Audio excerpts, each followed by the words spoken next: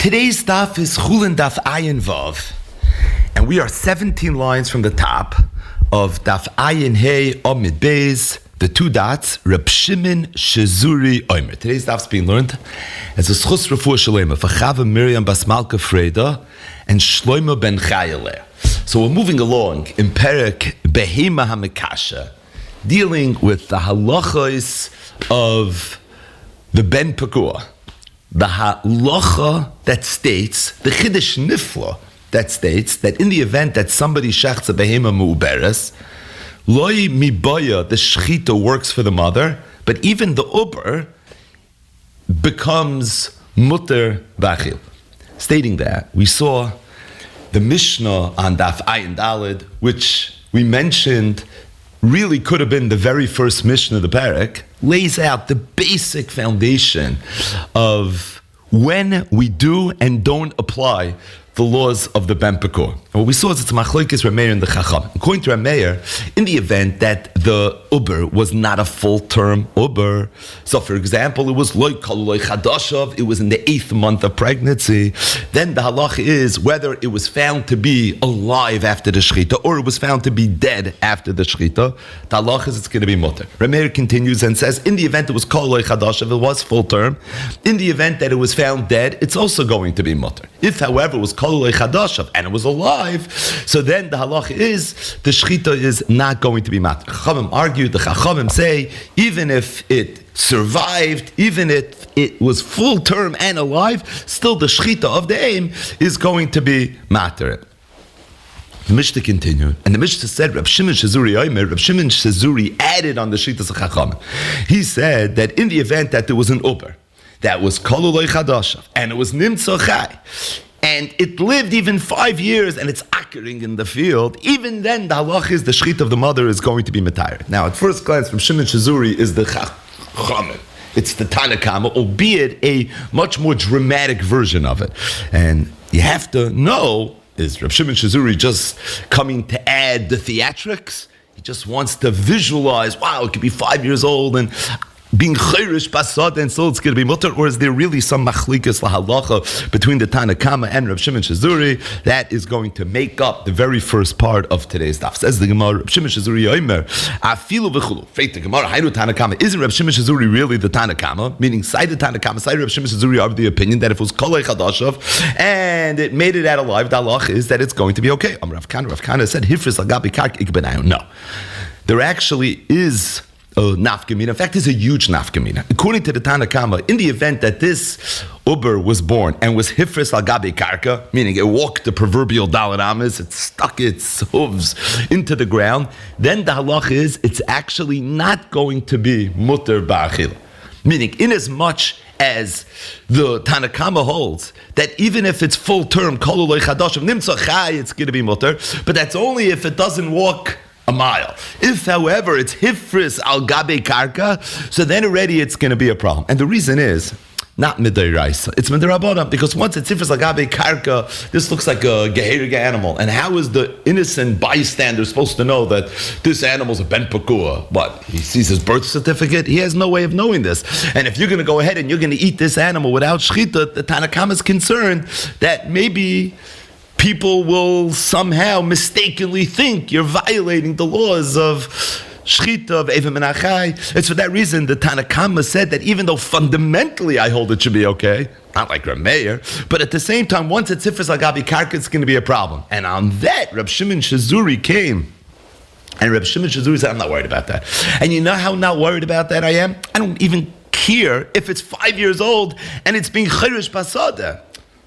Even in that kind of situation, the halacha is it's going to be mutter, because in the world of Reb Shimon Shezuri, it is always going to be mutter. Says the Gemara, the topic of the Ben Pekua, and this next Gemara should sound familiar. Ramesharshia said, according to Manabad holds that when it comes to behemoths, we look at the yichus, not only mitzad aim, also mitzad ab, which we know is a huge topic in the sugis and Masechtas Chulin.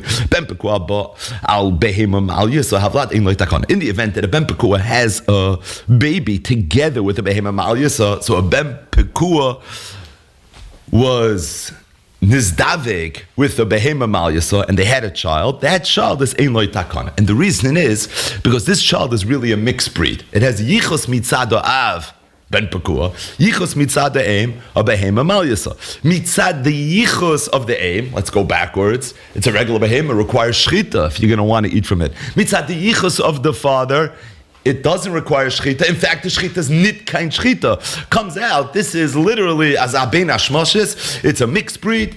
In like takana, what are you going to do? You need to shecht it, but you can't shecht it. Well, that's a problem. As a result, there is no way for you to be able to eat from this animal. Amar Abaya said, returning to the machlokes between the Tanakama and Reb Shimon Shazuri. How come everybody agrees? Bekolut ben pekua. In the event that there was a ben pekua that was born, and that ben pekua was a kalut. What does that mean? It means it had closed hooves. They weren't split. Dalach is shamutter. It's going to be mutter to eat, even if it was hifris al gabe karka. Meaning, we know from, again, learning sugis already in Perek Behema and Mekasha, that there's a big machlokes Tanan, Reb Shimon and the Chachamim, in the event a behema that's kosher gives birth to another behema that doesn't have the simanim of a kosher animal. So, for example, it's not mafres as parsa. According to the Chachamim, it's kosher. According to Reb Shimon, it's a problem. But even Reb Shimon's mind that in the event that it's a ben pekua, in the event that it has yichus al gabe yichos. Number one, it was a kolot. Number two, it was a ben pekua. And it's going to be mutter because it's nisraba from the pasuk that is marba the ikar halacha of the ben pekua. Said Abaye, I'll tell you a chiddush, that even though the Tanakam were chaylik Reb Shimon Shazuri, and they held that midir abuna, and you have to be concerned that ben pekua that was hifris al gabe karka is going to be a problem. But if it was a kolut ben pekua, then already it's going to be okay. My time, it almost makes no sense. Says the Gemara, I'll tell you why. It's a very balabatish svara. Kol milsa de tmiya mitket chiri lo inchi. What are you worried about when it's hifris al gabe karka? People are going to say, what's up? This person just took a bite out of an animal. He put a bullet between its eyes and he ate it. What happened to Masechtas Chulin? What happened to the basic laws of Shechita? Now, what's the teretz? It's a ben pekua. But who knows it's a ben pekua? Well, if this is a very interesting animal, there's something like very eccentric about it. It's a kolot. Then already people will chap because of the kolot. Right? Once upon a time, people were on first name basis with their animals. This was the way people lived. And as a result, oh, him, yeah, he's like that strange animal. You cross the street when you see him coming towards you. He's a kolot ben pekua. But the bottom line is, ironically, when you're a kolot ben pekua, says Abaye, in that situation, and everyone chaps into ben pekua, you don't have to be worried about anything, and therefore it's going to be okay. Abaye said, Hakom Moedim, everybody agrees, bekolot ben kaluta ben pekua. Now we're really talking that in the event that you had a kolot who's the son of a kluta and it's a ben pekua, in that kind of situation, shamutter, it's going to be mutter. My timer, what's the reason? Trey to me, mitchat chiri inchi, when it's a kolot and it's the son of a kluta, which was a ben pekua. So now already you have a whole, history of all these intricacies in that kind of situation where there's two things that are funny. It's a kolot ben kluta, which had been ben pekua as well. In that kind of situation, it's going to be okay. So what are the two lashonis? Where the one milsa de tmiya is enough to remove this maris ayin issue, or you would need two milsa de tmiyas. You would need two wondrous things in order for this to be okay. As it relates to the machlokes Tanakam Reb Shimon Shazuri, you want to know who we paskin like Reb Shimon Shazuri. V'chein hoy Reb Shimon Shazuri mater bevnoi uben benoi atzoif kol hadayres. And then he doubled down. Did Zeiri in the name of Reb Chanina. He said that not only was Reb Shimon Shazuri matir the ben pekua itself, but the ben pekua's child and its grandchild, atzoif kol hadayres, they were all included in this halach. Meaning, not only the ben pekua is mutter if it's 5 years old and it's being chayrish, but kol yoytze chalotzav is going to be true as well. Now, that's pashut. That's only true in the event that the ben pekua mated with a bas pekua. Because if this ben pekua has descendants, but it came through a marriage to a behema regila, well, then you have Ramsharshi's halacha that we just saw earlier in the staff and we saw earlier in the parak. Then the vlad is saying like takana. So obviously it's only negeya where the ben pekua made it with a bas pekua. So there the child is going to be yesh loy takana because it has the same yichos mitzad av and mitzad ha'em. But the bottom line is that in terms of Reb Shimon Shazuri and the Tanakama, in terms of this chashash, even if it goes doire doires, the halacha is, it's still going to be okay. Now, there's a little bit of a chiddush over here.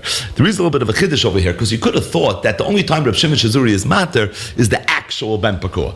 The actual Ben Pekua is different. And by the way, you see Abaye said that even the Tanakama amoided to Reb Shimon Shazuri when there's a milsa de Tmiya. For example, it's a kolut or kolut ben kluta. In that situation, it's going to be mutter. Why? Because people chab. This is different. Reb Shimon Shazuri holds every Ben Pekua. People remember and they chab. It's very unique to have a Ben Pekua, perhaps. And as a result, people would know it. But if you're already holding 8 generations, so in that situation, I don't know if you're still going to have that same level of maybe Milsa de Tmiya, where Reb Shimon Shazuri should be matter, and that's really the chiddush. That it's not only mutter in terms of the Ben Pekua itself, but even the B'nai, Ben B'nai, Atzleif Kol Adais. Rabbi Yochanan, stating that Rabbi Yochanan was chaylich. He said, "Who mutter B'nai," but as it relates to the Vlad Aser, it's going to be Aser. Adabar Chavu Havali Ben Pekua, the Nafal Duba Alei. Adabar Chava had a Ben Pekua where a duba fell on it. Now, without looking at Rashi, what's a duba? A beer, right? I mean, that's what it sounds like. A doiv bet, right? That's what it sounds like. Rashi says it's a wolf. Taisus also says it's a wolf. But either way, there was a wolf that landed on top of this Ben Pekua. Also, coming to Rav Ashi, he brought it to Rav Ashi. What happened was, at this point, it wasn't a treifa yet, but it looked like it was dying. And he comes to Rav Ashi and he says, I have this Ben Pekua. What's the halacha? Amalei zil shachte. He said, go ahead and shecht it. Why? Because if you're not going to shecht it, it's going to end up dying and you won't be able to eat it. If you shecht it, it's going to be mutter. So this is what Rav Ashi tells Ada Bar Chavu. Ada Bar Chavu told Rav Ashi, Zairi, Reb Chanina, halacha Reb Shimon Shazuri. V'chein Reb Shimon Shazuri mate b'vnoi, uben b'noi, ad soif kol adoiros. V'afilu Rabbi Yochanan, even Rabbi Yochanan was chaylik like kamer ela b'noi, aval iu like. So what are you worried about? Don't we paskin like Reb Shimon Shazuri? So if we paskin like Reb Shimon Shazuri, it should be okay. And even Rabbi Yochanan, who said what he said, but he just said as relates to the event, this is the actual Ben Pekua. So if it's the actual Ben Pekua, why are you telling me Zil Shachte? What's the rush over here? And if I don't shecht it and it dies, I know ordinarily an animal that you don't shecht that dies is an avela. At that point, la gera shebesh sharecha. But this was a Ben Pekua, it should be fine. Amalei Rav Ashi responded to Ad and he told him, Rabbi Yochanan, Rabbi Shimon Shazuri coming. Don't stelzu Rabbi Yochanan, because what Rabbi Yochanan meant when he said that the animal itself is mutter and that B'nai is going to be an issue, he meant it in the world of Rabbi Shimon Shazuri.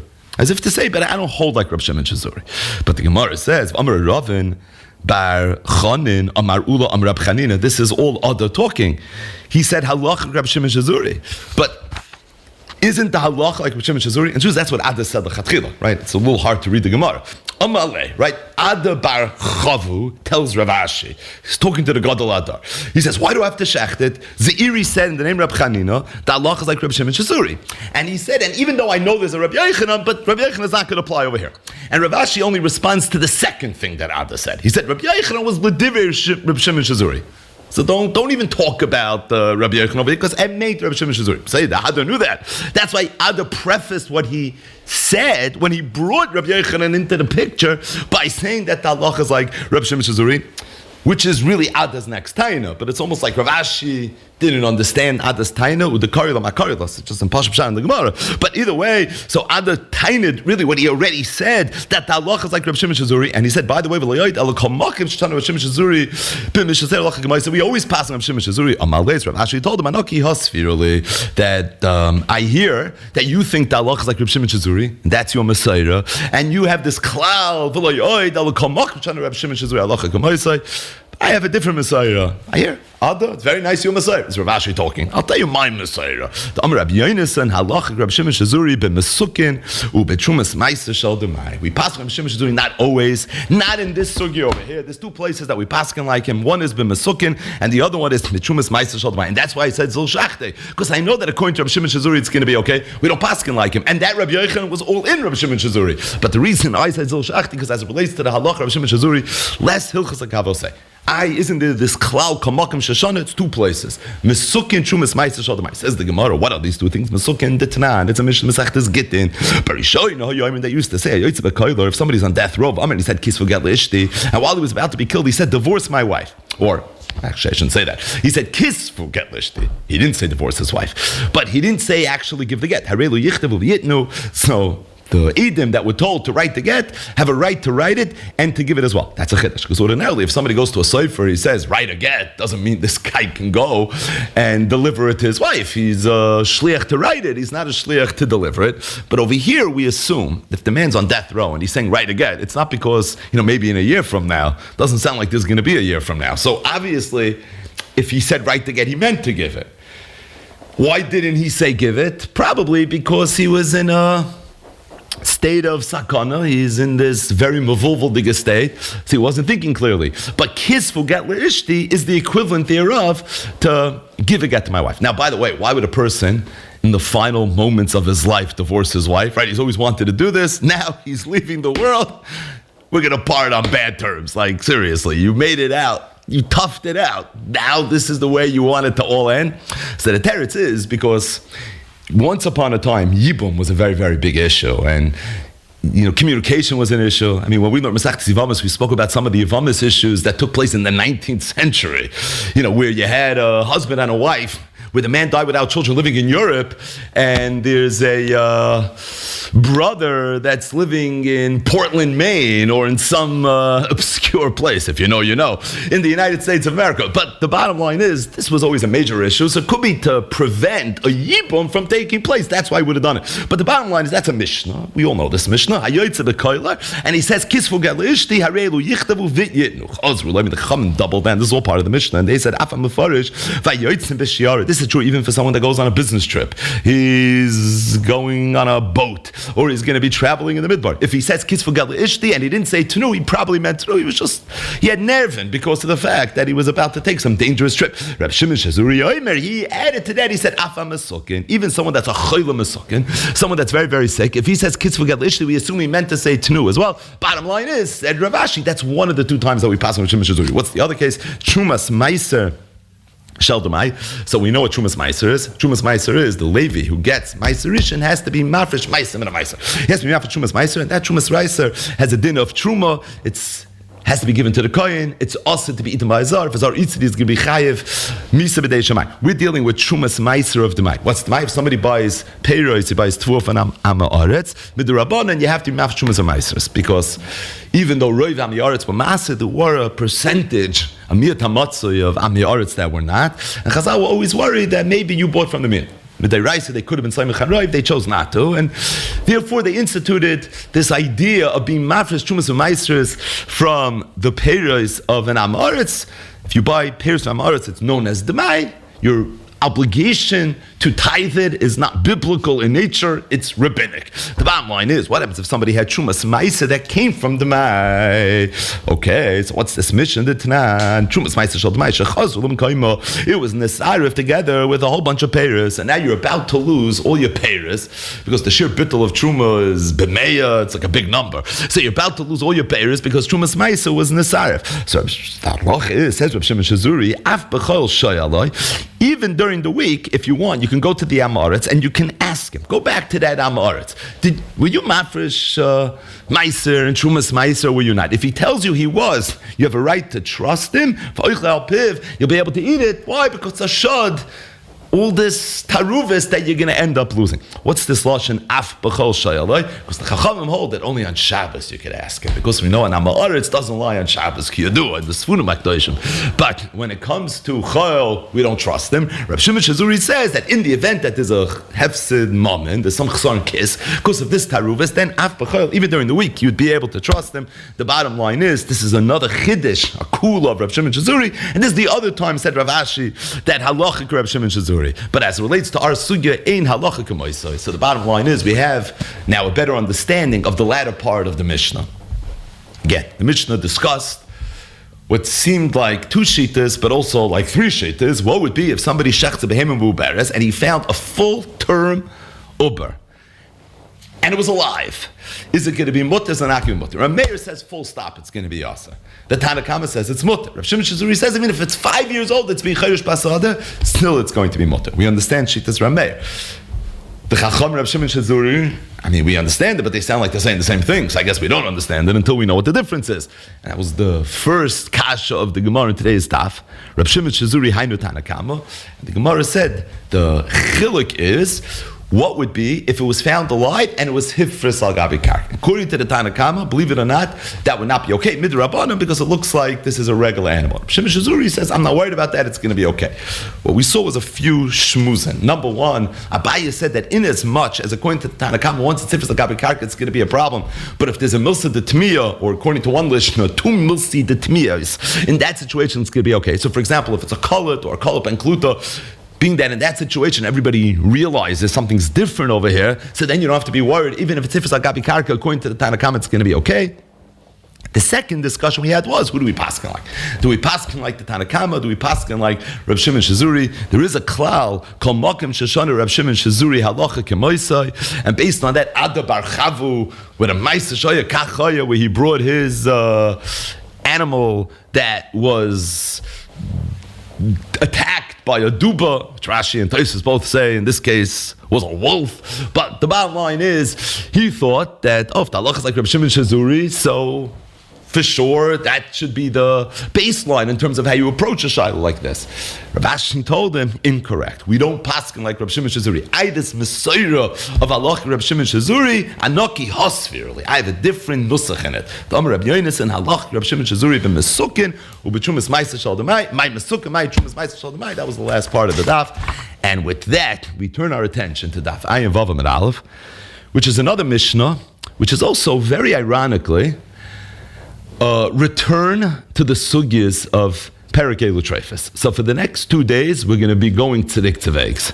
We're literally going backwards. And we're going to return to the world of Elu Treifos, to the world of diagrams and pictures, to the world of, we're not farmers, to the world of, we'll do what we do. We'll try our best to be mamchish this a little bit. So just a tiny bit of a background.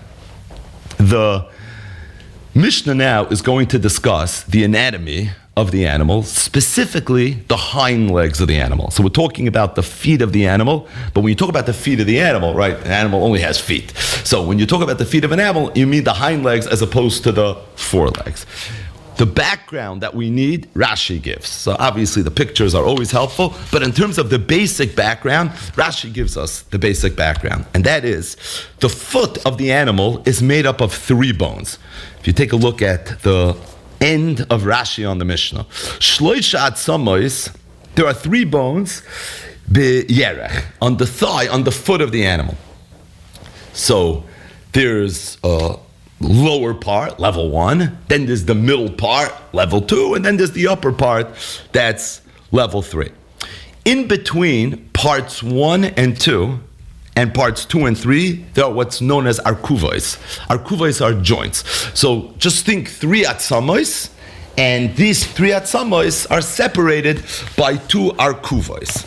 In terms of the names, if it is helpful, so the lowest part Rashi refers to as the Arkuva Tachtoina, which if you go through Gemura Rasha properly is a little bit tricky because the Arkuva is really the joint, what separates the bones, but Rashi seems to refer to that whole bottom bone as the Arkuva Tachtoina. We'll just refer to it as the bottom bone or level 1. The middle area is what's known as the Shoik, and the top area is what's known as the Kulis, or also known as the Yorech. In English, the lowest bone is known as the metatarsus, the middle bone is known as the tibia, and the top bone is known as the femur. So these are the 3 bones. They're separated by arkuvos, the arkuva tachtoin and the arkuva elyoina respectively in Lushan HaKodesh, and in English it's the tarsus and the patella respectively, again, if that's helpful. But the bottom line is that in terms of the anatomy of the animal, that's pretty much the way it's set up. Now on the bottom, all the way on the bottom, the actual foot of the animal, underneath that lowest bone, that's where the hooves are, right? That's where the parasitoids are. That's not part of this conversation. Above the yorech, above the kulas, that's already the aliyah, that's all parts. Again, that's not related to this discussion. What we need is the three bones and the two arkuvas to separate them. One other thing that we need just for the mitzias, and that is the infamous Soimus Hagidin. I'm going to play a very big role in today's daf. As a matter of fact, the majority of the rest of the daf is going to discuss the Soimus Hagidin. The Soimus Hagidin, as we know, is an area where there's a bunch of sinews, a bunch of gidin, where they come together and they converge. The Tzaimis Hagidin was considered a very sensitive part of the animal, and if something happened to the animal by the Tzaimis Hagidin, it's considered fatal. In the world of Treifus, that's considered a very big deal. Where are the Tzaimis Hagidin? So that's actually the Gemara's kasha, and the Gemara is going to get into a very technical discussion about it. It goes quickly because it's technical, so if you don't understand it, obviously by definition it goes fast. But in terms of just general location of the Tzaimis Hagidin, just to get a sense of generally where they are, so they're right on top of the Arkuva Tachtoina. So again, lowest bone, Arkuva Tachtoina, middle bone, Arkuva Alyoina, and then the top bone. So if it's right on top of the Arkuva Tachtoina, that means it's in that middle bone. So in that middle area, immediately above the lower joint, that's where the Tzaimis Hagidin are playing themselves out. How high and how low, that's all discussion in the Gemara, a bunch of shitas in Namiram. But the bottom line is, from a general perspective, that's where it is. On that note, a behema whose feet were severed. Again, what does feet mean? The hind legs. How do I know that? The first Rashi, ragleo achroinim. So in the event that the hind legs was somewhat severed, min arkuva lamat, if it happened underneath the arkuva, which arkuva? Is this the arkuva tachtoina, the arkuva alyoina? Kasha, it's the Gemara's kasha. Ksher, it's going to be kasha. If it happened above the arkuva, psul, it's going to be possible. Additionally, if the Tzaimis Hagidin were removed, it's also going to be a treifa. Nishbara etzem. In the event the foot of the animal broke, meaning the bone, imroiv habasar kayim. If most of the basar that surrounds the etzem was kayim, a more detailed definition of roiv habasar in tomorrow's daf, but in roiv habasar kayim, shchitasai metarasai. Then the shchita is metayirit, meaning it's a good shchita. And if not, in shchitasai metarasai, the shchita is not a good shchita. What does that mean? It's because in the event that it was nishbara etzem and roiva the basar, it's the iver hamaduldul that we spoke about in the last few dafin, and in that situation, the shechita isn't even going to work. Says the Gemara. So the first halacha of the Mishnah was behema shenechtechu ragleh min ha'arkuva ulamata ksheira min ha'arkuva ulamayla psula v'chein shenitel tzaimis hagidin. That's the part of the Mishnah that we need for the rest of today's daf. Amar Rab Yehuda Amar Rav. Amar Abchia. Right, so usually Amar Rab Yehuda Amar Rav, Amar Rab Yehuda, Amar Rab, Amar Abchia. Rab Yehuda is a Talmud of Rav, Rav is a Talmud of his great uncle, Mitzad Ha'av and Mitzad Ha'ein, Rab Chia. Limata, when the Mishnah said Limata, Min Arkuva Limata is going to be Ksheira Limata Min Arkuva. What it means is immediately beneath the arkuva. Lemaila, when it says lemaila, means lemaila man arkuva. It means immediately above the arkuva. Ube is arkuva amud. That's the $1 million question. And which arkuva are we referring to? By arkuva hanim keresim arosh. It's the arkuva that was sold together with the rosh. So again, you had to be there. But apparently, if somebody bought the head of an animal, he would also get the lower part of the animal, up until that the lowest joint. That's the area that's known as the arkuva hanim keresim arosh. Why was it called the arkuva hanim keresim arosh? Because it was nim keresim arosh. And the point is that's the arkuva that we're referring to. So anything beneath that arkuva tachtoina is going to be no issues. Anything above it is already going to be a problem. Ula amar Rab Oishia. Ula send the name Rab Oishia. Kinegdoi begamol nikar. No, it's referring to the arkuva that looks very different, very distinguished in a camel. Which arkuva is very distinguished in a camel? It's the arkuva al yoina, and that's the arkuva that we're referring to. So anything beneath the arkuva al yoina is going to be kosher. Anything above the arkuva al yoina is going to be a problem. So let's just be mamchish this.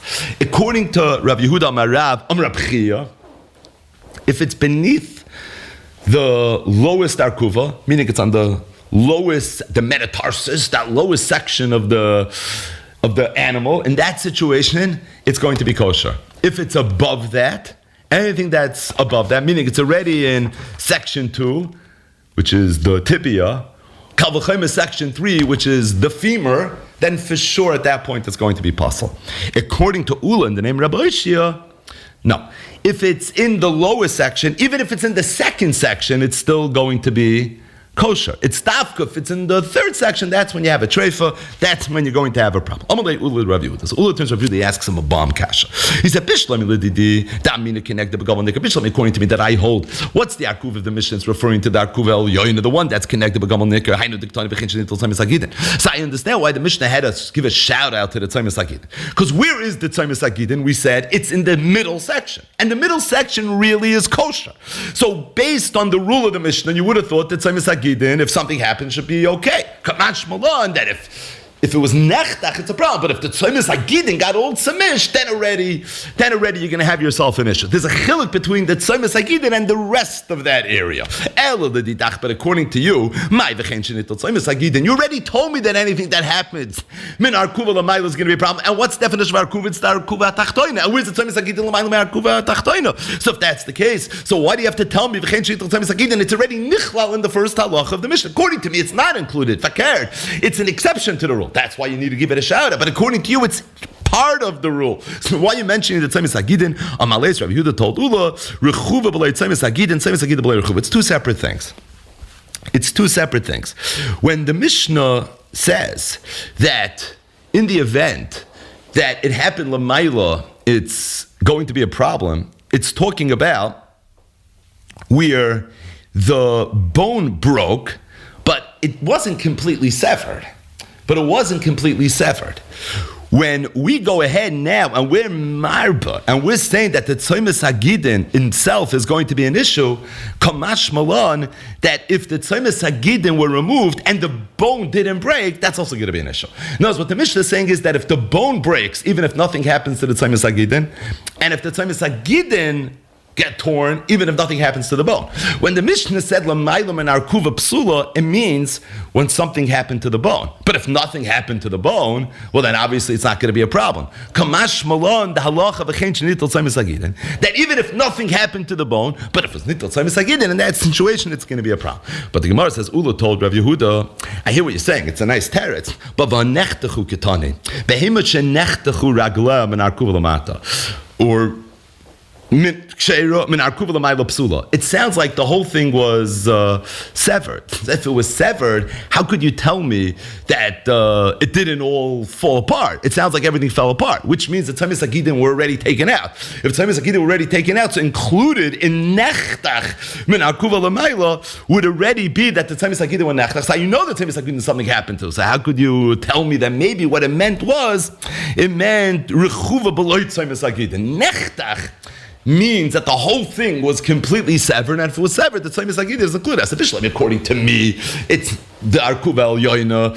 So it's only the Mailam and Arkuv El Yoina and level 3 where if it's Nechtach, it's going to be a problem. But level 2 is actually kosher. Kamash 1, so it's going to be a problem. But according to the Mishnah already said that Nechtach, that middle area is a problem. Included in that is Tzaymis Hagidin. You told me that Tzaymis Hagidin, if something happens to it, it's possible. Why do you have to give a separate shout out to it? So the Gemara says, Ishtik, when Yehuda heard Ula's kasha, he didn't have what to respond. The Basit Tanafik, after Ula left, Omar, this happens sometimes. So Rabbi Yehuda said, you know something? I had such a good response. Why didn't I tell it to him? My time alay amrile. Why didn't I tell him? Lamata min arkuva, lamayla mitzamis hagidin. You know what I should have said? Right? Look back at the Mishnah. Mishnah said behemish nechtag ragleo min arkuva lamata ksheira min arkuva ulamayla is going to be psula.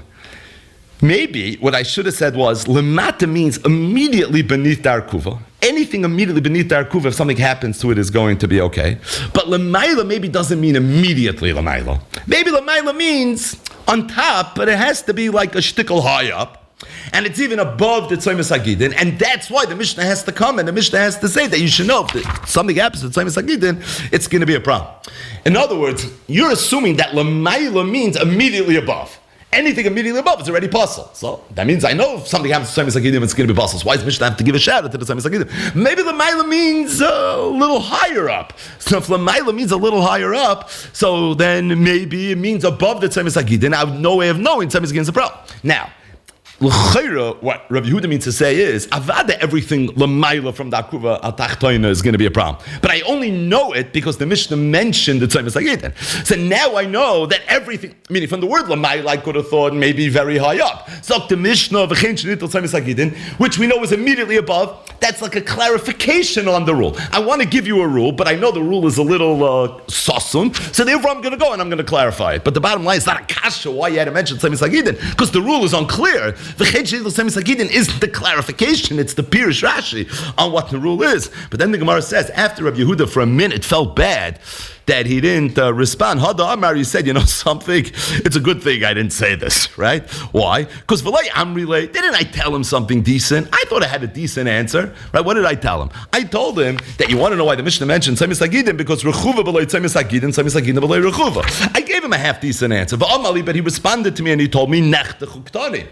Meaning he's being very medactic in the Mishnah. He holds nechtek, who means something already happened to Tzaymis Hagidin. So in Menarkuva L'mayla Psula, you know already that Tzaymis Hagidin are act.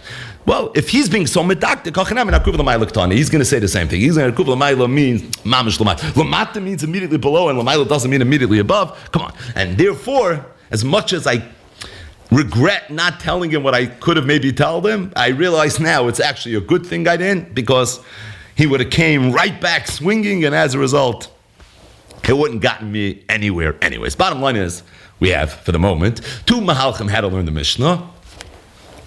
Rabbi Yehuda, in the name of Rab Chia, who said that when the Mishnah says, Min arkuva ulamata ksheira, it means the arkuva tachtoina.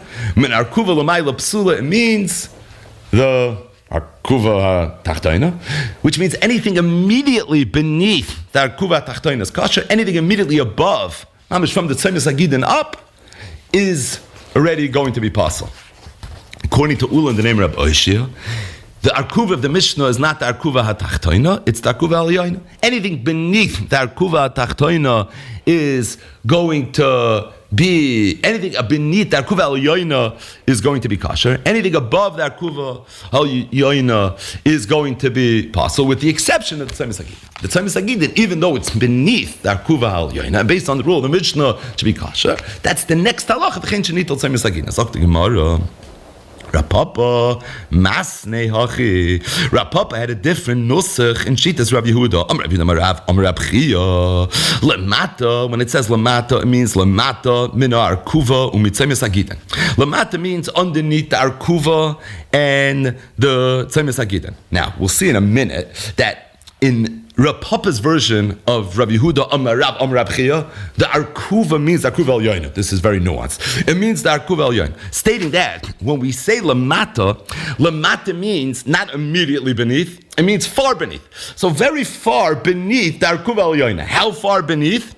It's even beneath the Tzaymis Hagidin, which essentially means it's the first section, which essentially means it's the equivalent thereof of saying Lamata from the Arkuva Tachtoina, but it's not what it means. It means the Arkuva Al Yoina, as we'll see in a second.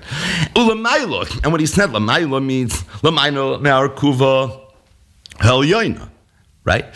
So really, when the Mishnah said Behemish Nechtku Raglam and Arkuva Lamata, it meant Lamata from the Arkuva Al Yoina, but all the way on the bottom. Section 1. That's Ksheira. Min Arkuva Lamaila Psula, what did that mean? It means Lamaila from the Arkuva Al Yoina, and that's going to be Psula. Which means basically the Mishnah addressed the bottom section and the Mishnah addressed the top section, and it somehow skipped over the middle section. So what do you do with that? That's the next part of the Mishnah. That within the middle section, there's a chiluk between the Tzaymis Hagidin and the rest. The Tzaymis Hagidin, that's going to be a problem. What's above the Tzaymis Hagidin, that's going to be okay. V'arkuva gufa, when we say the word Arkuv in the Mishnah, Zok Rapapa, in the name of Rabbi Yehuda Amar Rabbi Chia, is Kidulam Rabbi Oishia. It's referring to the Arkuv Al Yoin, it's not referring to the Arkuv Al Tachtoin. So according to Rapapa, in the name of Rabbi Yehuda Amar Rabbi Chia, anything that's in the bottom section is going to be kosher. Anything that's in the top section is going to be a problem. As it relates to the middle section, there's Yachloiku. The Tzaymis Hagidin in that area is going to be a problem. Anything above the Tzaymis Hagidin is actually not going to be an issue. If you think about it, whose shita is this really? It's Ulam Rabbi Shia, right? He just took the long scenic route, but it's really Ulam Rabbi Shia. Ulam Rabbi Shia said that there's the Kuval Yoina, which is the only Arkuva that we care about. If it's above it, it's possible. If it's beneath it, it's okay, with the exception of the Tzemis Agidin. Okay, so just do the math. Above it, section 3, possible. Beneath it, section 1 and 2, kosher, with the exception of Tzemis Agidin, which means section 1 is kosher because no Tzemis Agidin there. Section 2 is where you have the Tzemis Agidin, it's going to be a Yachloik. According to Rav Papa, in the name of Vidam Ravam Rab Chia, it's identical. It's the same exact thing. What you have is beneath their Kuval Yoina, but all the way beneath section 1, that's going to be kosher. You have above section 3, that's going to be possible. The next part of the Mishnah talks about the middle section and is mechal with him. So in terms of Shita, really, if you think about it, Rav Papa in the name Rabbi Yehuda Amar Rab Chia is identical to Rabbi Yoshi. So in the first version of Rabbi Yehuda Amar Rab Chia, it's a machlokes between what he's saying and what Ulam Rabbi Yoshi is saying. In the second version, there's no machlokes. That's a huge nafkamina between the two lashonos. Right? Sometimes you have to find the chiluk between the two lashonos. Here, the two lashonos are glaring. In one, there's a machlokes. In the other, there's no machlokes. In other words, what would be in the area of on top of the Tzemis Agidin, but beneath our Kuval Yoina? Is that going to be kosher? Is that going to be possible? Right? That's the nidin over here. That's what's going on over here. Now, if that's the case, so what is Rav Papa, Amar Rav Yehuda, Amar Rab Chia coming to be mechadish? Right? What exactly is the chiddush? Why would he even say the pshat that he's saying? Right? It's just better. What's the two drachim? I mean, what is the machlokes? Let's start here. Between Rav Papa, Amar Rav Yehuda, Amar Rab Chia, and between Ulam Rabbi Yoshi. It's just in Taicha the Mishnah. According to Ulam Rabbi Yoshi, the Taicha of the Mishnah is Arkuva means Arkuva al Yoina, Lamata means immediately beneath, Lamaila means immediately above. The second part, V'chein She'il Sagidin, is a carve out in what Lamata and Arkuva al Yoina means. According to Rav Papa, Rav Yehuda, Rav Chia, Lamata Lamaila is also the Kuval Yoina. But the chiluk is Lamata doesn't mean immediately beneath. Lamaila means immediately above. Lamata doesn't mean immediately beneath. What it means is, it means all the way on the bottom. What it means is all the way on the bottom. But in terms of the area that's immediately about him, that's the next part of the Mishnah. That's the part of the Mishnah that talks about if it was Nital Tzemis Agidin, yeah, if not. Now, why would the Mishnah talk this way, right? According to Rav Papa, Amar Rav Yehuda, Amar Rab Chia, it's just like a very funny way of saying it. And Rav Papa, Amar Rav Yehuda, Amar Rab Chia saying the same exact thing, lahalacha. But at the same time, one seems to be talking grud, and the other one seems to be going v'loy nachem elikim derech eretz plishtin. Right? It sounds like he's going very much tzidik tzeveg. So what's push pshat? Why would he do it that way? So it sounds like there was this way of giving over the halacha of lamata and lamarla. We wanted it to be a klarazach. There's an area of lamata that's 100% kosher. There's an area of lamaila that's 100% a brown. The area that's lamaila that happens to be immediately lamaila. The area that's lamata, that's section 1. Lamata is section 1, lamaila is section 3. Then there's this fuzzy area, and that's like the separate area. Just balabatish gared. It's something along those lines. But the bottom line is, these are the two lashonis in Amar Rav Yehuda, Amar Rab Chia, with a huge nafkamina. Is he being chaylik with Ulam Rabbi Yoshi, or is he not being chaylik with Ulam Rabbi Yoshi? Now, what emerges from here, this really concludes the cheshbon part. From here until the end of the daf, it's just going to be pictures. But what emerges from here is that according to Ulam Rabbi Yoshi, which is also Rav Papa, Amar Rav Yehuda, Amar Rab Chia, the middle section is very, very unique. Because if you're lower down by the time of Sagidin, if something happens, the animal's going to be treifa. But if an area happens higher up, which usually you would think is a more sensitive area, then the animal's not going to be a treifa, right? The rule of the Mishnah is lamata ksheira lamayla psula. But within that middle section, it actually goes the other way. It's counterintuitive. Lamata is going to be psula, and lamayla is going to be kasha. And the Gemara asks, wonders out loud, Umiyakamidi, does this make sense? The ilu madli pasakle v'chaya misate pasakle umesa. If the issue happens higher up, pasakle. But if it's misati, if it happens lower down, you can't even wonder out loud when it comes to trevis. You can't tell to one trevis to another. There's no symmetry to the laws of trevis, and as a result, each aver, each gid is unique, and therefore you can't tell to one to the other, and you can't ask such a kasha either way. We mentioned the Tzemis Agidin. Mentioned it already prominently in Perikei Lutrefis. The Gemara now is going to get into a discussion, a detailed discussion of the Tzaymis HaGidin. And really, if you want to set it up, again, super technical, if you want to set up, 3 things we're going to figure out. So we know, as we mentioned, high level where the Tzaymis HaGidin are. What we're going to discuss now is, what's the low water mark? Where does it start? It's immediately above the Arkuva Tachtoina, but how immediate? So what's the low edge of the Gvula Tachtoin of the Tzaymis HaGidin? What's the Gvula Elyoin? How high up does it go? Additionally, what's the definition of Nitel Tzaymis HaGidin? I mean, there's a bunch of Gidin, as we'll see. 1 Gid, 2 Gidin, Roiv the Gidin, Roiv Minyan, Roiv Binyan. This is all going to be discussed in this last Gemara. The following are the Tzaymis HaGidin. And the way Rashi explains, this is where it begins. So this is the Gvul HaTachtoin of the Tzaymis HaGidin. So again, we know it's right around the Arkuva HaTachtoina, but more specifically, Rav Ashi in the name Rav Ashi. So the Metzias is that on the lowest part of the area immediately above the Arkuva Tachtoina, so the animal has these Gidin, but there's no basa there. And Rashi says that the Gidin are flush to the etzem, to the bone, that middle section, the tibia, I think that's what it was, and it's that area, there's zero basa. At some point, as the Gidin start making their way up, it starts penetrating the basa, because then already the animal has a little bit more flesh. So it's from the area of the Agarmo Labar, from the area where it starts spreading out, that's where the Tzaymis HaGidin begins. Now where it ends, that's the next discussion of the Gemara. But you want to know where it starts, that's where it starts. Rabba bar Rav Huna Rav Ashi. So again, the first shita was Rabba in the name of Rav Ashi. This is Rabba bar Rav Huna in the name of Rav Ashi.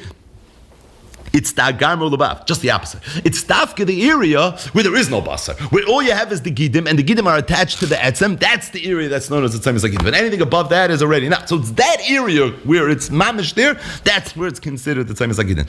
Rava Brei de Rabbi Barafuna Amar Rav Asi, this is a little tricky, the Ilavi Arkaima. It starts from the area immediately above the arkoim. So Rashi says the arkoim is a very small bone that's right on top of the arkuva hatachtoino. And right atop that, that's where it starts. Rashi also says that Rava Brei, the Rabbi Barafuna Amar Avasi, is giving you the widest definition of what exactly the Tzaymis HaGidin are, because that's like the lowest point. So the area of Dagarmo Levar, that's pretty high up. Then you have the area of Dagarmo Legav, that's by definition beneath the area of Dagarmo Levar, and beneath that you have the area immediately above the Arkain. Stating that, the Gemara says, there was a rabbi that was sitting in the presence of Rabba, and he sat down and he said, the Arkuma Gufa, that the Arkuma itself, not Ilove Arkuma, but even the Arkuma itself, that little bone, any Gidin that are parallel to that bone, that would already be considered Tzaymis HaGidin. Amalu Rabba was there. He said, don't listen to him, to that younger man. Hachi Amar Rav Yehuda, I'll tell you, Rav Yehuda said, it's Heicha the Pari Tabachi, that it starts by the area of Pari Tabachi. Rashi says, the butcher tearing it apart, that's the area of the Rabba Barafuna Amravasi. That was the third shita. That's Ilavi Arkuma. So this shita of it being so low already, the Arkuma itself, Tzisule, don't listen to him. That's not true. So now we're going to figure out up until where it goes. So Amr Rav Yehuda Mashmul, Tzaymis HaGidin Sha'amru, as it relates to Tzaymis HaGidin, it's Makam Sha'Gidim Tzayimsen. So as long as you're in the area that the Gidin are all Tzayimsen, so Rashi says, Mechubarim Yachad V'nirin Kegid Echad. When they're all tzamisht and tzedrait, and they all look like one, even though they're many, they're interlocked. That's the area of the Tzaymis HaGidin. Okay, so how high does that go? So one of the Rabbanon said, and you should know his name was Rabbi Yaakov. When I was Rabbi Yehuda, he said, listen to what I'm about to say, because what I'm about to say is not my own chiddush. I heard in the name of the Gavar Rabba. Umanu, who's the Gavar Rabba? Shmuel. So the bottom line is what Shmuel said. Tzaymis HaGidin sha'amru, makam sha'gidim tzayimsim. As long as you're in the area where the Gidin are tzayimsim, the mechubarim yachad, you're in the Tzaymis HaGidin neighborhood. And it goes how high? It starts in the area where they interlock, and it goes up until the point where they begin to spread. Vikama. What's the share? Meaning, you have all these marmakoimas here, but the bottom line is, like, what is the actual share? Like, if you were to measure it, what would it be? Amar Abaye said, Arba Batete Betura. If you have a shar, meaning you have a behema gasa, it would be the width of 4 etzbois. Bedaka. What if you have a behema daka? What would be the Allah there? Amar Abaye said, let me explain that to you as well. Beliti, the area where the gidim are boilate, where they're protruding, have it same as agidin, it's considered part of the same as agidin. Beli, when they're nivla, it's not same as agidin anymore. Lo yavid samis agidin. Ashuni, where they're hard, have it samis agidin. Rakichi, where they're soft, lo yavid samis agidin. Alimi, where they're thick, have it samis agidin. Ktini, where they're thin, lo yavid samis agidin. Chivri, where they're white, have it samis agidin. Lo chivri, when they're not white, lo yavid samis agidin. Marber Avashi Omar, that by the way, even the zigi avagaft lo chivri, that as long as they're a little bit white, even if they're not 100% white, that's already enough for them to be considered samis agidin. So these are all these mar makoimas, these are like the cheat sheets to know how exactly something is samis agidin. Amar Amemish made the Rav Zvid. So Amemra said in the name of Rav, and the Gemara now is going to focus on what's the definition of nital tzaymis agidin. Plus a chutiyava. He said when it comes to behema, there are 3 chutin that make up the tzaymis agidin. By the way, if you remember for Parakei L'Treifus, we said 16 chutin, right? That's for an oif. The Gemara is going to get to that in a second. But this is for a behema. When it comes to a behema, it's 3 chutim, 3 gidin. Chad alima, one is very thick, betrei ktini, and the other 2 are thin. If sik alima, in the event that the thick one was nechtach, as the roiv binyan, you lost the roiv binyan, and the animal's going to be a treifa. If sikatini, if the 2 little guys were severed, as the roiv minyan, you lost the roiv minyan, and as a result, that's also going to be a problem. So you want to know what the definition of nechtach tzaymis agidin is? If you lose a roiv, be it roiv binyan, so the one alimi, or be it roiv minyan, the 2 ktinis, that would be a problem. He said the same exact thing, but not like Amei Mishmei Rav Zvid l'chumra. He said a lakula. He said if sikalima, in the event that something happened to the thick one, it's still going to be kosher. You know why? Because ha'ikar minyan. And if sikatini, if something happens to the little ones, it's still going to be kosher because ha'ikar minyan. So according to Amem Mishmei Rav Zvid, if you lose one of the roivs, it's possible. According to Marber Avashi, if you have one of the roivs, it's going to be kosher. You'd have to lose both of the roivs in order for this to be a problem. But oifis, when it comes to oifis, shitzachutiyah, there are 16 gidin. If something happens to one of them, it's considered a treif. Rav Ashi, I'll tell you a mice. I was by my father. So who's Mar Bar Rav Ashi's father? Rav Ashi. And they brought him an oif, ubadak, and he was boidik. He was looking for the tzaymis agidin, and he saw there were only 15. That's a problem because you're missing one of them, and if you're missing one of them, it's going to be an issue. But then he noticed that one of these gidin looked a little different than the other gidin. So what did he do? Naftzei. He opened it up, and he saw there were really 2. There was a snacking gid inside, and based on that, he was able to be machshir. Rav Yehuda Marav. Tzaymis agidin she'amru berubai. So Rav Yehuda Marav said that you want to know the definition of nitel v'nechtach tzaymis agidin, it's berubai. That's very cryptic. We just mentioned the machloikis. If you lose roiv minyan, it's a problem. Or as long as you have a roiv minyan, you'd have to lose both in order for it to be a problem. So what does that mean, berubai? Says the Gemara, my berubai, roiv echad mehen. Rubai means that if one of the gidin loses roiv of it, at that point, it's already going to be an issue. And by the way, it sounds like, I don't care which one it is. Even if it's not the alimi, even if it's one of the little guys, even if it's one of the ktimi. But if something happens to one of them, at that point, it's going to be an issue. When this was said to Shmuel, this is Rabbi Yehuda talking. He said, I said of what I heard from Rav and Shmuel. So we know Rabbi Yehuda was a Talmud of Rav and a Talmud of Shmuel. First Rav, then Shmuel. So very often he hears things from Shmuel or from Rav and he repeats it to Shmuel. So Rabbi Yehuda said that I repeated what I heard from Rav. That said, Soimis Agidim berubai. And what does rubai mean? Roiv echon mehen. So Shmuel said, Amali mechti klos sahava. There's 3 gidin. Ki mifsik chad minayu legamri. Even if one would be completely severed, forget about roiv. If one of them would be completely severed, oh, you could trade, you still have a right. I never heard such a chiddush. That's like mamish, a vilda chiddush. To tell me that you're missing one, that already should be an issue. Why in the world would that be an issue? And one, even if it's the one alimi, you lost Rav Binyan. That already, we said, but any one, if Rav of it is severed, any one, even if all of it was severed, wouldn't be a problem, because you're for sure left with the Rav. And by the way, if that one that was severed was the Ketini, you would have the Rav Binyan and the Rav Binyan. So I don't think that could be an issue. So the Gemara jumps on what Shmuel said. The Gemara said, time you take a tray. The way Rabbi Yehuda is telling the story, it sounds like, what did Shmuel say? Shmuel said that if something would happen to Roiv of one, or even if one was legamri taken away, I don't think this would be an issue. Why? Because ha'ikatre. Sounds like only because it's two. Ha'lekatre. What would be if you wouldn't have to? Let's say two of them would get knocked out. It sounds like Shita Shmuel would be a problem. So the Gemara, if that's the case, upliga de Rabbi Noi. What Rabbi Yehuda is saying in the name of Shmuel is at odds with what Rabbi Noi said in the name of Shmuel. Amar Rabbi Noi, Amar Shmuel. Same as Agidin. Afilu le'nishtayr ba ela kechut hasarbel. Even if all you have is kechut hasarbel, you have one tiny little piece kshera. At that point, it's going to be kosher. Meaning, even if roif or ruba de ruba of all three were taken, and all you have is a chut hasarbel left, even that's going to be okay. That doesn't sound like what Rabbi Yehuda is saying he heard from Shmuel and Shmuel's reaction to Rav's memory. Because again, Rabbi Yehuda tells Shmuel, I heard from Rav, my berubai roiv echamehen. And what's Shmuel's reaction? I understand, as long as you have two, it should be fine. It sounds like you have to have a roiv al kopanim. Rabbi Noi said that according to Shmuel, if you have a tiny sliver of each one of them, that itself is going to be okay. You certainly don't have a roivel, but you have this little chutasarbel. Must be, it's pliga de Rabbi Noi. Iked Amri, some had a different version of this. My Ruboy, when Rabbi Yehuda told Shmuel that I heard from Rav, what did he mean? Ruboy mean roiv kol echad ve'echad. That if roiv of everything was taken, at that point it's going to be a problem. He didn't mean roiv of one. He meant roiv of echad ve'echad. Kamid Shmuel said Rabbi Yehuda. Then I went to Shmuel and Amali. You know what Shmuel told me? Mechti tlasahava. You have a third, or third's lab dafka. I have a little part of each one, and if that's the case, it should be okay. And if that's what his reaction was, he held that even if you took roiv of all three, as long as I have a little sliver of everything, it should be fine. That's misayniyeh the Rabbi Noi. Rabbi Noi Shmuel. This would actually support it. So according to the first version, based on what Shmuel's reaction to Rabbi Yehuda was, it's a raya that Shmuel told Rabbi Yehuda something that Rabbi Noi had in the name of Shmuel. According to the second version, it actually is consistent. So the bottom line is, where does the Tzemis HaGidin start? Where does it end?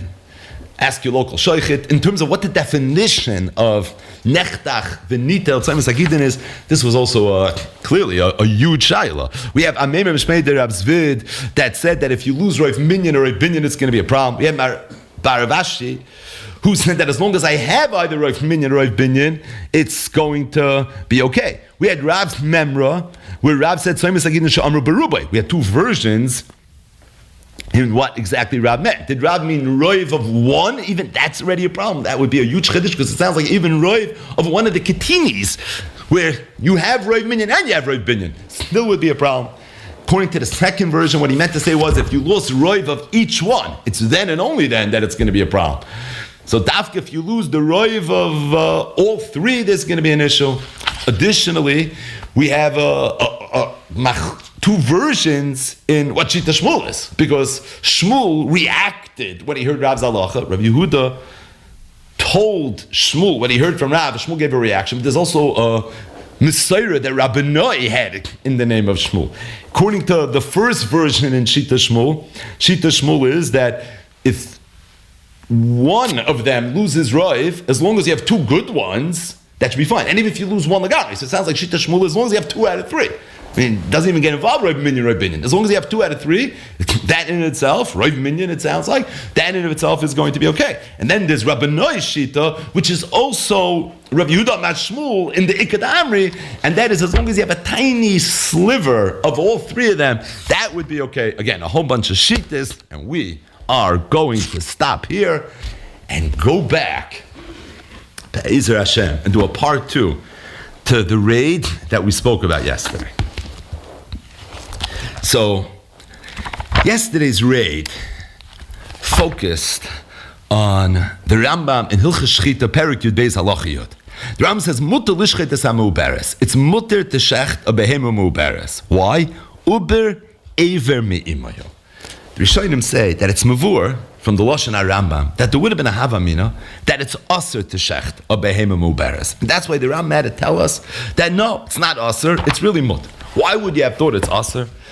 It's because the pasuk says v'shoir oiseh oisoi ve'espenoi loisishchatu b'yom echad. And if you shech the behema muberes, a good chance that the uber is going to die. And if that's the case, it would emerge that you violated the isser in the Torah of oisoi ve'espenoi loisishchatu b'yom echad. By the way, the Rambam brings this halacha of mutar lishchet es ha'muberes in Perek Yudez and Hilchos Shchita. If you go through Perek Yudez and Hilchos Shchita, it's all the halachas of oisoi ve'espenoi. Halacha Aleph starts shoichet oisoi ve'espenoi b'yom echad loikesh. Halacha Yud in the Perek Oisei Vespenoi of the Rambam is where he brings this halacha of mutar lishchet es ha'muberes. It's obvious that that's what the Rambam was addressing, and that is you would have havamina that this should be included in the sugya of Oisei Vespenoi loisishchatu b'yom echad. Kamash Malon Zok the Rambam that it's not a problem. Why is it not a problem? So the Rambam gave a reason. He said it's because uber is eiver me'imayu. We said over for Amer Simcha Nar Sameach, he was masber that what the Rambam meant was that when we say that if somebody shechts a behema muberes, not only is the mother mutter ba'achila, but the uber is also mutter ba'achila. The geder advarim is that we see the shchita working for the uber just like it's working for the mother. And the gather of how that happens is not that we see two shchitas. There was a shchita on the mother and there was a shchita on the uber. But rather we view the uber as being aver me'imai, so that if there was a shchita on the mother, obviously the shchita works for all the evarim, and included in all the evarim is the uber. And that's the way the Rambam was miyashim. That's the way the Rambam explained why it is that mutar lishchet es ha'muberes. It's because there's not two ma'aser shchitas taking place over here. There's only one ma'aser shchita taking place. And being that there's only one ma'aser shchita taking place, so obviously this is not a violation of the law and the Torah of oisei vespenol oisei shchatu b'yom echad. And we mentioned that in this Ramei Simcha likt a gilui to the super lumdis and the chakiras hayaduos that are discussed in the sugyas of Ben Pekua. One chakira is, what's the pshat in the heter of the Ben Pekua? Is the pshat that the shchita of the mother works for the uber, or is the pshat that a Ben Pekua doesn't require a shchita? And intim tzaloyma, that it's the shchita of the mother that works for the uber. Is the pshat that we see two shchitas taking place, or it's one shchita because I view the uber as being a chelik of the mother? The Rambam B'Lashoinei Azov says Ramei Simcha was telling you the second side in the first side of the Chakira. And that is that when you shecht a behema muberes, the reason the uber is mutter is because I see a shchita in the uber. However, the gather of the shchita is uber ever me'imoihu. Uber ever me'imoihu, says the Rambam. It's for that reason there's one shchita taking place, there's not two shchitas taking place, and therefore it's going to be okay. We mentioned that really this lumdus, the way Ramei Simcha learned up the Rambam in Perek Yud Beis, Halacha Yud, in Hilchos Shchita, the Briskerov, in the Michtav to Rab Chatzkel Abramsky, in the end of Chidushay Moran Rizal Levi and Sefer, page 158. So the Briskerov told Rab Chatzkel Abramsky that that's also pshat in the Rambam in the end of Parakeh of Hilchos Macholos Asuris. The Rambam over there discusses a Ben Pekua that was born to a behemoth treifa. And the Rambam says, you're not allowed to eat from that Ben Pekua. And the Briskerov and Rab Chatzkel Abramsky were mutching a little bit. Why is it that you're not allowed to eat it? L'chura, if there's halacha Ben Pekua, so why don't we say that the shchita of the mother should work for the up? What are you going to tell me because the mother's a treifa? Treifa doesn't make it a chesaron in shchita. There's a din that where a behem is a treifa, you're not allowed to eat it. But mitzad the shchita, it's kosher. V'haraya, it's metayr midei tumas nevelo. So to the extent that it was a good shchita, and you can't eat the mother because the mother's a treifa, but why can't you eat the uber? The uber is not a treifa, let it be mutter. So said the Briskerov, it's the same lumdus, because the way the heter of Ben Pekua works is that the shchita is one singular shchita, but I view the uber as being echad me'evoreh shelohem. So if the aim is a treifa and bechefza can't be chal heter on the aim, so how can it be chal heter on the uber? And said the Briskerov, look at the lashon of the Rambam. Kores habehema ishach habehema treifa umatzaba ben tishachai tzorach shchita la'atiroi. Then shchitas imoy my elesloy. I'm skipping mipnei shehu ke'ever me'imoy. The same exact lashon. It's because it's ever me'imoy. In other words, what Ramei Simcha was medayik from the Rambam in Perek Yud Beis Hilchos Shchita, the Briskerov was medayik from the Rambam in Parakeh Hilchos Macholos Asuris. It's the same exact lumdus. That the way the heter Ben Pekua works is second ma'aser shchita, but rather we view the uber klape, the halachas of Ben Pekua, as echad me'evareh. We were moisef at the end of the raid, and we said that l'chura, it's very mistaber to say that even though the Rambam seems to be invoking the idea, the shas idea of uber yerechimai, but it's talking that the Rambam doesn't mean to get involved in uber yerechimai. Befrat the Rambam in Hilchos Shchita. Because if he meant Uba Yerech Imai, that would mean that if you hold Uba Lav Yerech Imai, it's Aset Teshecht, or Behema Muberes. How come no one ever heard of such a Shita? Nervous. The Rambam's learning up the Gzeres Akasa b'ben Pekua, Behema b'Behema, V'choil b'Behema. And the Rambam's telling you that over here, Kula Alma Moedi Uba Yerech Imai. We mentioned on top of that for Rabbi Greenside, Zechreinu Levracha, in his Mikra Eden Parshas told us, he said that throughout Shas, the Gemara brings the Machlokes Uba Yerech Imai, Uba Lav Yerech Imai, and the Gemara never mentions what the Makar is to Uba Yerech Imai. It's mistaber that the Makar is Perek Behema Makasha, and Fakir, the Machlokes Uba Yerech Imai, Uba Lav Yerech Imai is whether or not Behema Makasha, this lumdus, the way the Rambam understood it, is a global halacha, so you could tell it to all the sugis that Chazal tell to Uba Yerech Imai too, or maybe it's a very Mesuya and very local halacha that's only to get you here, would have no shaykhis to everywhere else. Either way, this was a sikum, a very brief, abbreviated sikum of yesterday's Ray. If you take a look at the Ars Sameach that we quoted, Hilchos Shchita Perek Beis Halachiyah, after he learns up the Rambam, he adds one cryptic line. He says, "V'zetam nochain listoin pi atzadaykim." Says Ramei Simcha that this Rambam is a tam nochain listoin pi atzadaykim, and then in parentheses, ure'ei b'sefer ha'eshkoil b'shem Rav Chulin Goyen masha heishav leminim. Take a look at Sefer HaEshkol in the name of Rav Chulin Goyen, what he adds to the meaning. So if you look at the Sefer HaEshkol, it says as follows: V'kos of chadmin Rab Vasa leheishav es aminim hachi. One of the Rishonim, Simcha says it was Rav Chulin Goyen, but one of the Rishonim, one of the Goyenim, was miyashiv the minim as follows. He said, "Valashlil hanimtza bebehema," an ober that was found inside the rechem of a mother. Dinoi sheyehi nita b'shchitas imai. Ve'ein by mishum oisay vesbenai. You should know there's no issue there with oisay vesbenai. V'koiroi umoitzi es damai umute ba'achila. Why? Because an animal is not considered a ben until it's born. When it's an uber, it's not called a ben. That's when something's called a ben.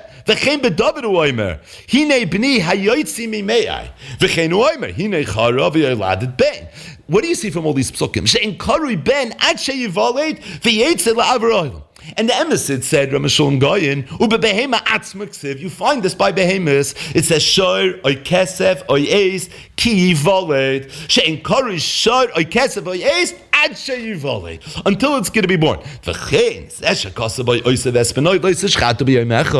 when it says in the Torah, "Oisav esbenoi lo yisishchatu b'yom echad la'achaleda karui ben," it's dafka la'achaleda. It's called oisnei vesbenoi. Aber b'mei imoi einoi karui ben umutter, and it's going to be mutter. So it says Ramei Simcha. Take a look at the Sefer HaEshkol, who quotes min chad mir abvas Rav Chulin Goyen, who was meshiv the minim, who held that it's also to shech the bein muberes, because they held that it's also vesbenoi lo yisishchatu b'yom echad. And what was the teretz that he gave?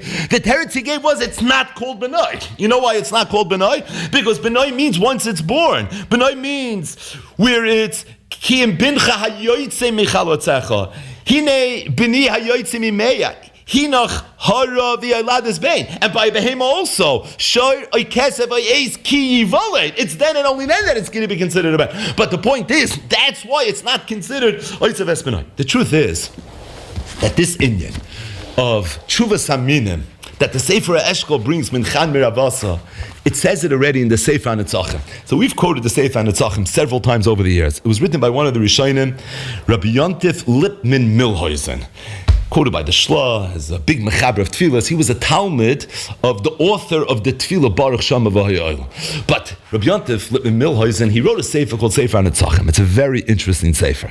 It's a Pirush al HaTorah, and it's all the vikuchim that the Gedolei Yisrael, the Prushim, had with the Tzedukim and the Baisusim and all these minim and apikarsim b'meshech the dar. So if somebody wants to prepare Chumash Torah and wants to say over a vikuach at the Shabbos table, make for interesting discussion, so you can open the Sefer HaNetzachim, and literally Al Seder HaParsha, he has these inyanim, and Baruch Hashem, over the years, there's a few stickers, we've mentioned some of the shticklich. In Parshas Emor, V'shor oy kesef oy eis I'm sorry.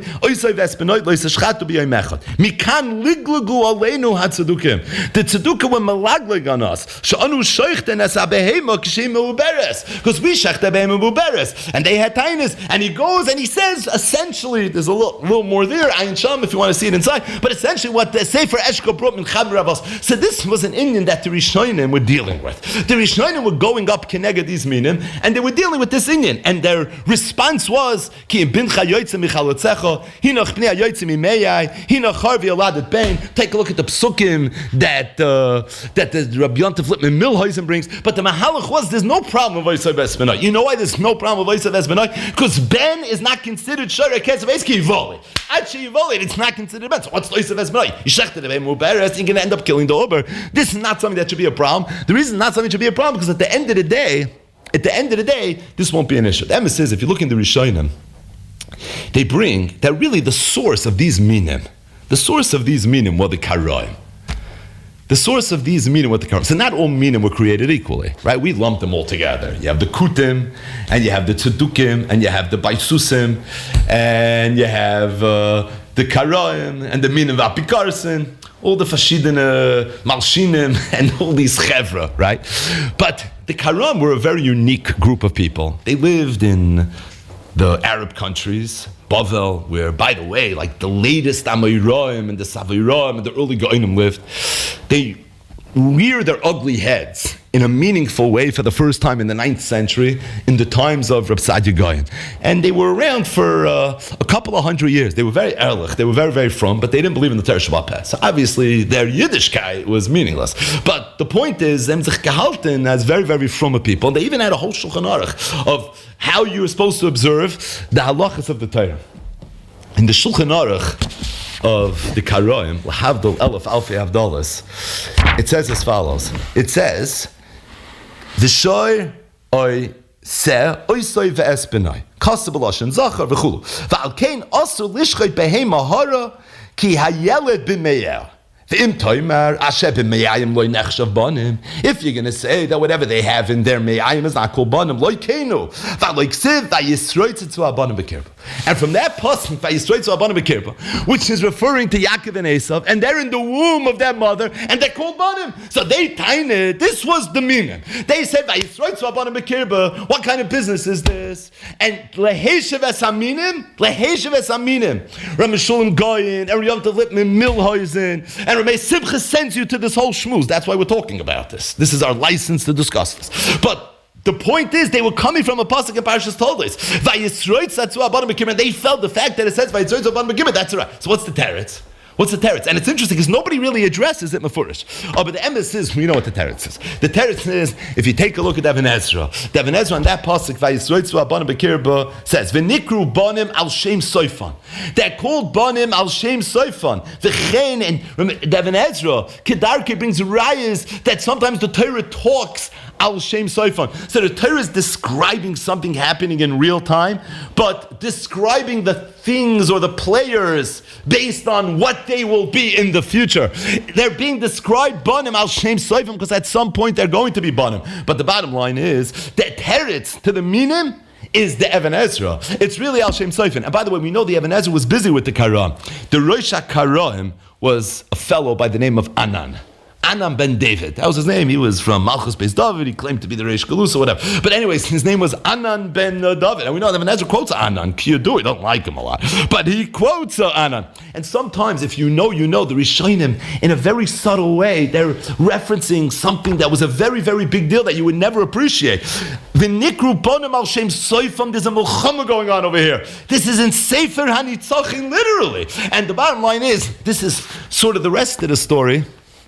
This is what it is that's playing itself out. So the bottom line is Simcha, that you see the Rishonim were already very busy with this vikuach, because the minim, specifically the karaim, were of the opinion that you're not allowed to shech the behema uberes. And in their Shulchan Aruch, this was not something that's okay. And what's the reason? Because the teretz is, we have to be miyash of this. The whole perik of behema makasha. We know you're allowed to shech the behema uberes. So the Minim went ahead and the Minim said, no, that's not called a ben. It's not called a ben. And I have all these rayas that it's not called a ben. That's only going to be mentioned al Shem Seifa. And if it's not called a ben, so therefore when it's a muberes, there's no issue of oisay ves benoi. That the Rambam came ahead and the Rambam gave a different teretz, because when the Rambam said mutar lishchei muberes, now that you know the Karaim were infatuated with this idea, it's poshit. If you know anything about the Rambam was busy dealing with the Karaim. So the Rambam's going ahead and the Rambam is fighting the Karaim, and that's mutar lechatchila lishchei behema muberes lahoitzi miliban shala Karaim, and he gave a new reason. So it says Rebbe Simcha that this time of the Rambam said tam noch and list time piyat. That's what the Rambam meant to do. Rambam meant to give a different reason. It's interesting that what emerges is really that we have two drachim, we have two mahalchim to answer this tshuvas aminim, and that is maybe it should be asur to shech the behem muberes based on oisay vayis benoi lois shchat behem echad. We have the mahalach that all the Rishonim seem to have. In their vikuchim, this is the way the Rishonim went. They say it's not called benoi because as long as it's b'mei imoy, it's not going to be called benoi. And then we have the Mahalach of the Rambam. The Rambam says it's because Uber Ever Me'imoyu, and being that Uber's Ever Me'imoyu, it's one Maisa Shchita, there's no Shchitas taking place. Now what did the Karam hold? So we know the Karam held that the Uber is considered a ben. They had a raya. But clearly they also held that in the world of Ashoichet Behema Muberes, in the lumdus of it, the way you would see it is that there's two Shchitas taking place. There's a Shchita in the mother and there's a Shchita in the Uber, and as a result it would be like Shchat too. It would be two shchitas. That's not something that's okay. Meaning they held not like what we hold, which is that an Uber is not called a ben. Also, not like the lumdus of the Rambam of Uber is not even miyim. So the fact that they weren't oimid on the oimik of Meis Simchen or Sameach and Marna Griz in the Michtav, that doesn't come as a big chiddush to me. But the bottom line is, they say, there's a shchit on the Uber, there's two shchitas going on. They missed the whole boat. They didn't know this or Sameach. They didn't know the brav in the Michtav, and as a result, this is what's going on over here, right? So again, they're coming from number one, there's two shchitas taking place, and number two, the Uber is a ben. The tshuva to the minim is one of two things. You could go with the derech of the Rambam, and that is it's one shchita, it's not two shchitas, because the geder ben pekua is ubi yerchim, right? Or you could go the way the Rishonim went, and that is that an uber is not considered a ben. I just want to be moisef one hour. That is, it's Yudua that Reb Kiva Eger in Shailos Tshuvas Reb Kiva Eger, and this is a simon Kufayim Beis. He asks a very interesting question. He says that why is it mutter for a man to be boil ishtoi meuberes? There should be a problem of being ba'al bitoi. To the extent that his wife is meuberes and she's carrying a bas. And you have to know why Reb Kiva Eger only asked from bas and not from ben, but Kiva Eger's kasha is from bas. Why is there no problem of being ba'al bitoi? Azoy freit Reb Kiva Eger, this is a tshuva that was written to his son Reb Shlomo Eger. Zot Reb Kiva Eger, you got to tell me what shaykh is. He's not being ba'al bitoi. He said, but the Gemara says in Masechtas Temura that in the event that there was a behema that was nirvas, so somebody was revei with a behema, so we know that behema is also to put on the mizbech. But it's not only the behema that's also to put on the mizbech.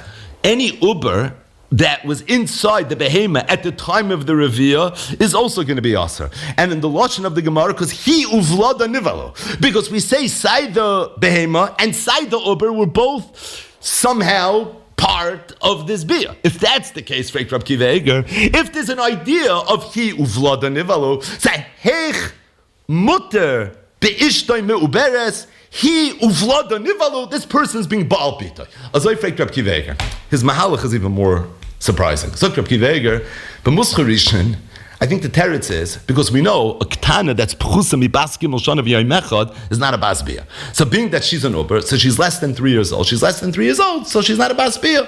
So it's not a maisa bia. It's a problem. The reason is because we know that a zochar, a katan who's less than 9 years old, is also not a bar bia. Yet Chazal said that a katan who's less than 9 years old, that's baal. Midrabanan, we treat it like a ma'isa bia. It's negay a lot of different halachas. So if midrabanan al kapanim, a katan who's less than 9 years old's bia is a bia. So a ketana who's less than 3 years old bia should also be considered a bia. So l'chura al kapanim midrabanan should be a problem. Instead, midiraisa she's not a bas bia, but midrabanan should be a problem. Zakrab kiveg gets pasha. The only time the Rabbanan say something is aser is where if the Rabbanan wouldn't institute their iser, it would be mutter. A katan who's less than 9 years old is not a barbia. Based on that, if he would do a ma'isa bia, it would be nothing. Chazal had to come and say, we don't want it to be nothing. So they said, midrabanan, the bia is going to be considered a bia. If someone would be baal, it wouldn't be nothing. The reason it wouldn't be nothing is because to the extent that she's not a bas bia, it's ki'ilu, the person was born eitzim v'avonim, and he's going to be over the iser of hashchas hazer levatala. So kumtais, it's anyways going to be aser. So Zokrab kivega half of a fellow. It comes out that if someone's ba on a ketana pchusim ibas gimel shana v'yayim echad, midday rice it's nothing because she's not a bas bia. Midday rabbanon it's also nothing because why would the rabbanon go ahead and make something aser that otherwise is anyways aser because of hashchaz hazer levatal? So there's no isnday rice and no isday rabbanon.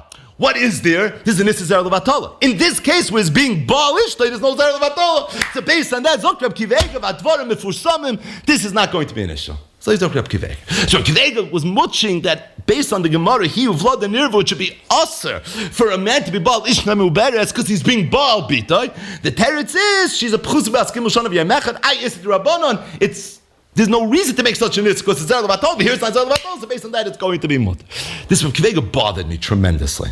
Kiveg is asking that if somebody's ba on Ishtay Muberes, he should be a Baal Bitay.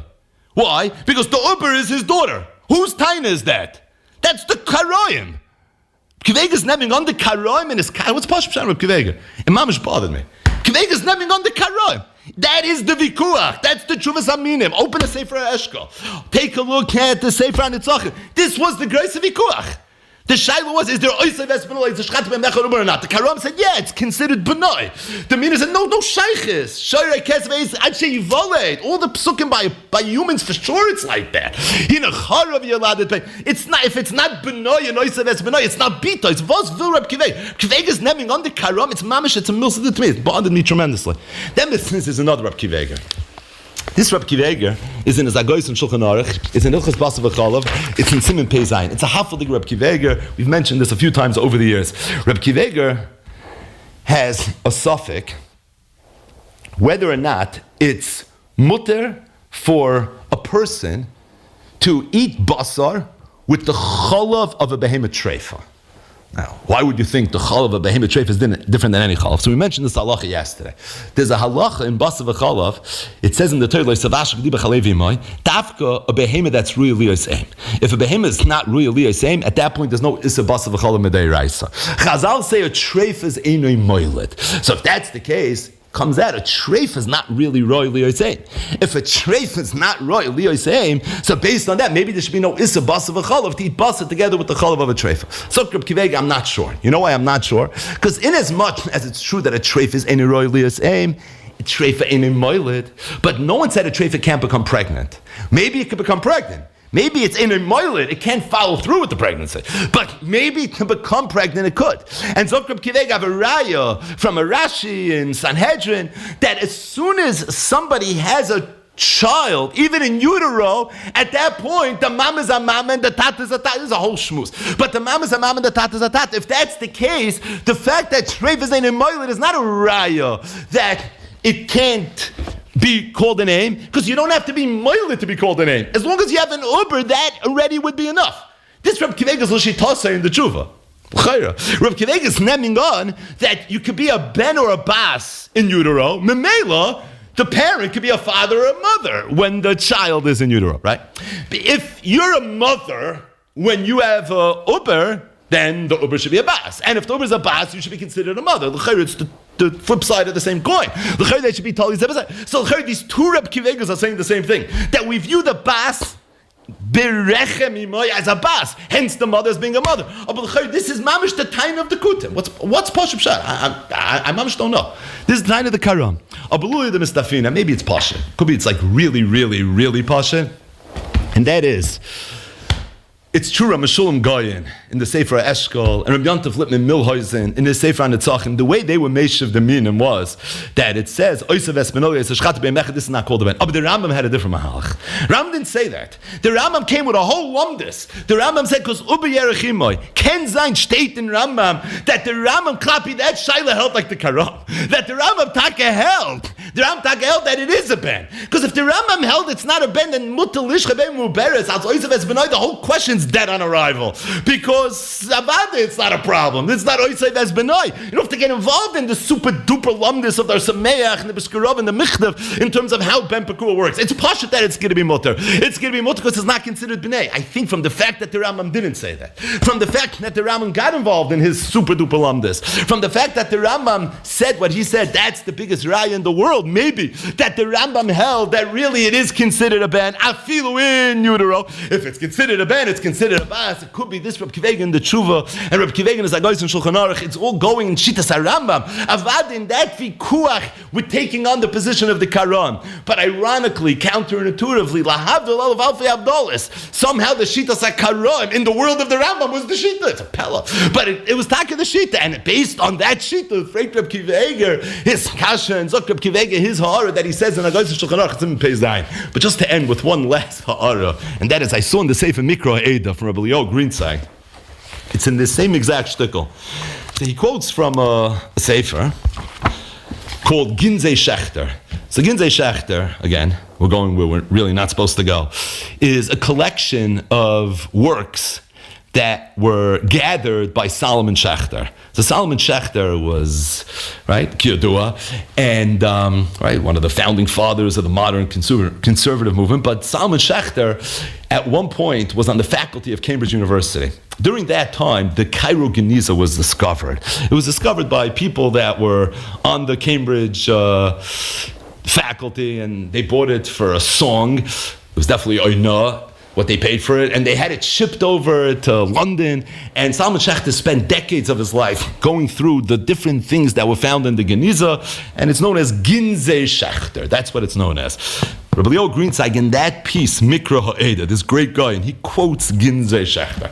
And he says, if you take a look in Chelik Beis, and he quotes the page, it's page 478. This is all the Shulchan Aruch of the Karam, all their interesting halachas, their strange customs that they had. One of the halachas that they had was that if your wife is pregnant, you have to be purish from your wife. It's usher for a man to be ba'al ishtay mu'beres. Zok Rabbi Leo Greenside, it's pashut, it's the Karam l'shitasayu. The Karam that held that it's usher to shechter behema mu'beres, because oisay ves benoi lois shchatu b'yomechet, and state this because it says by Yisroel to Abanim Mekirba. So based on that, there's going to be a problem. Well, if that's the case, it can't be Baal Ishtai Ma'aberes. You know why? Reb Kivega's Kasha. Because every time a person's being Baal Ishtai, he's also being Baal Bitoi, based on the Gemara Tvura Daflamet that says, he who blood and Irvu. So because of Reb Kivega's Kasha, they held there's going to be a problem. Fakert, al Rishonim Anu Mitztarin, that if you name on the Shita Sakaram, that is Reb Kivega's Kasha. With those super duper lumdas. Again, the Karam didn't know the Sameach and the Briskarov. They didn't know Reb Kivega's Cheshben either. It doesn't surprise me, but Al Koparim, this whole idea